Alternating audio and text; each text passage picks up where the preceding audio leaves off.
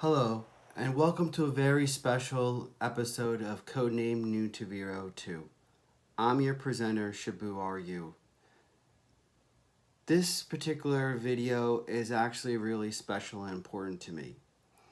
It is the reason why I am back rediscovering GIJoe after many years.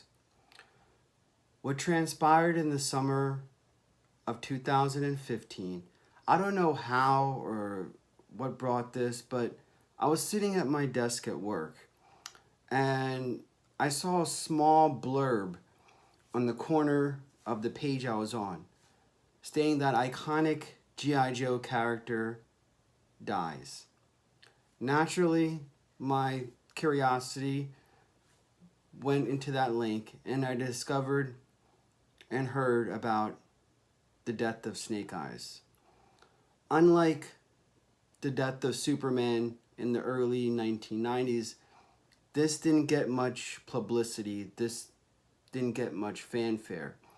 But it actually forced me to go and for the first time pick up a G.I. Joe comic. I didn't even know that that Marvel stopped doing it. I've said many times that I'm part of the end of the Gen X category. I was a little one. I played mostly with He-Man and Transformers. The kids above me were into G.I. Joe. And I also discussed how my father, being a Marine during the Vietnam era, didn't want me to play with toys with guns after seeing a lot of his friends come back in body bags. So my first G.I. Joe was Barbecue. And my first vehicle was CoverGirl and the Wolverine tank. I had Airtight, I had Snake Eyes, Quick Kick, everybody that didn't have a gun, basically. But I was grateful for everything I had. I never complained. Anyway, I think it's important to share this series to fans and collectors alike. It is such an important mark in G.I. Joe history that I don't want it to be swept under the rug. It has such an impact on what's going on in today's G.I. Joe and probably the future. We don't know. But I don't think that Larry Hama is the type of writer to do what DC and Marvel has done when they kill off characters. He has put, he connects with Snake Eyes on a personal level to the point that even during those two horrible movies, he kept quiet, except when there was a part when they said Snake Eyes is going to talk, and that's when Larry Hama was like, Snake Eyes doesn't talk. So he put his foot down on that. So that's how important it is. But we're going to cover this 4-part series. And I think, being at this Thanksgiving weekend, while everybody's shopping, listen to this. I think it's important. I think you'll like it. There's some good, some bad, but it's a wonderful piece of G.I. Joe history. So we're going to cover all 4 of the death of Snake Eyes. And just one last quick thing. This is started my journey, like I said, getting back into G.I. Joe. And because it's Thanksgiving weekend, I'm so thankful for people like Hooded Cobra Commander 788, Carson from 3D Joes, Michael Mercy, Form BX257, John Black Major. All these people I've reached out to them and I'm surprised how they reached back to me and along the journey taken me under their wing and answered my questions. I was welcomed into this community with open arms. And up until that point, I've always been a retro toy, retro game collector. So, it was kind of refreshing, to be a part of a community and to be welcomed. And now I want to contribute. and be a part of this community so I could help other people's. So once again, sit back and enjoy the death of Snake Eyes.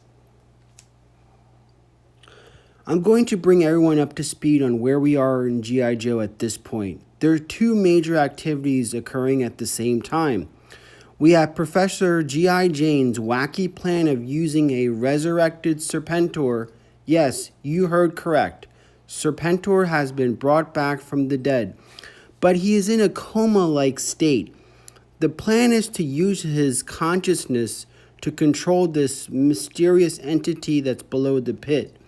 At the same time, a squad led by Outback, Throwdown, Sean Collins, which is Wade Collins' son from A Letter to Snake Eyes, and Dusty are investigating Revanche, a Mars competitor. There's a latest project going on, but it's a collaboration with Cobra. When they actually discover that it's a three-way dance, Black Major is involved, along with the Red Shadows. So, just when this happens, the alarm gets sounded, and the Joes are on the run. Seeing the trail of destruction left behind by the invading Joes, Black Major orders the collection of Red Shadow and Cobra troopers to spread out and hunt them down. He even calls upon the dreaded Blue Ninja group. From early issues of IDW, we know they're kind of a humanoid, a combo of a bat and ninja at the same time. The Joes sneak up on a small unit of Red Shadow troops, and they switch uniforms with them to go undisguised. Back at the pit, Scarlet, Stalker, and Snake Eyes arrive, with Lady J waiting in the wings to brief them on the events. Basically, the three are summoned just in case anything goes wrong with dealing with Serpentor, and as they figure out what to do with the mystical thing that's below the pit's surface. A group of Red Shadows catch up to our Joes out on the field. Despite the number advantage, it's a no contest. But check out Throwback. Sean Collins, he is Arashizaki trained under the tutelage of Snake Eyes, Storm Shadow, Jinx, and Billy. It was Snake Eyes' letter that made him realize how badly he wanted to be a soldier. The impact from the words by a man who couldn't talk. And these panels show that he rightfully deserves being part of the Hollow Clan. Back at the pit, the Joes begin their plan to connect with Serpentor's body. Meanwhile, we gaze upon the revived body of Serpentor, immersed in a back-to-like tank situation. Serpentor is in a coma-like state. This is going to be a little bit weird to explain, so bear with me. Roadblock is being wired into the server as some kind of guide.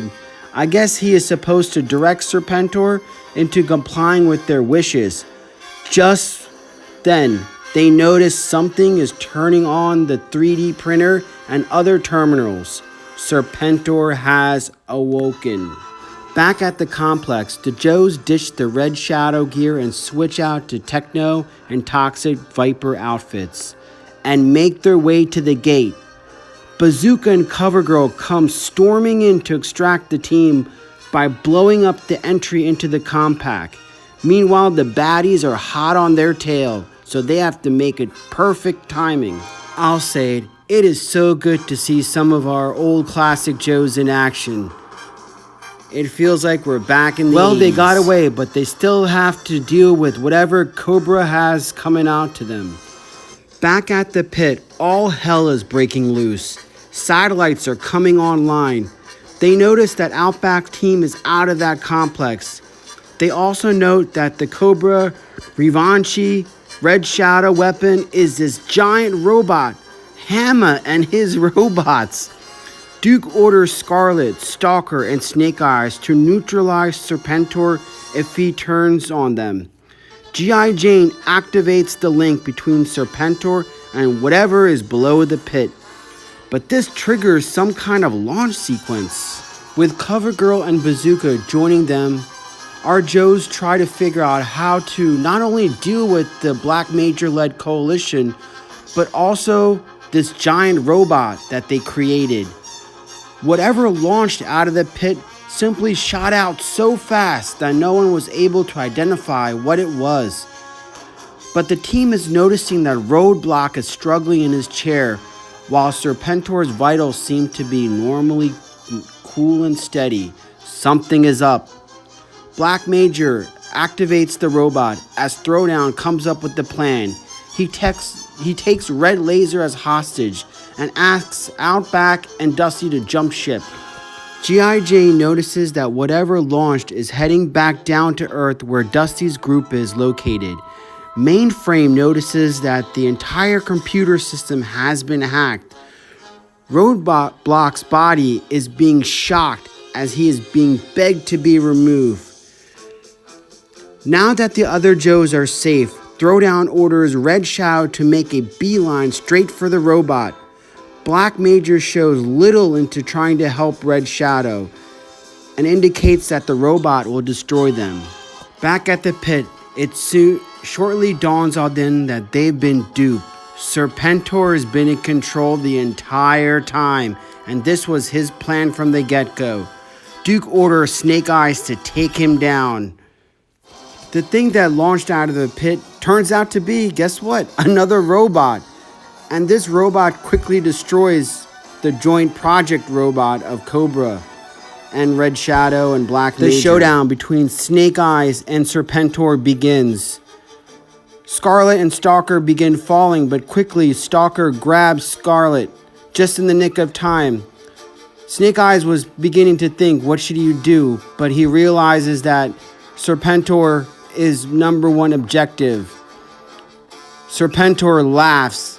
The fight is on. Can Snake Eyes save his friends from Serpentor? Find out in part 2 of The Death of Snake Eyes.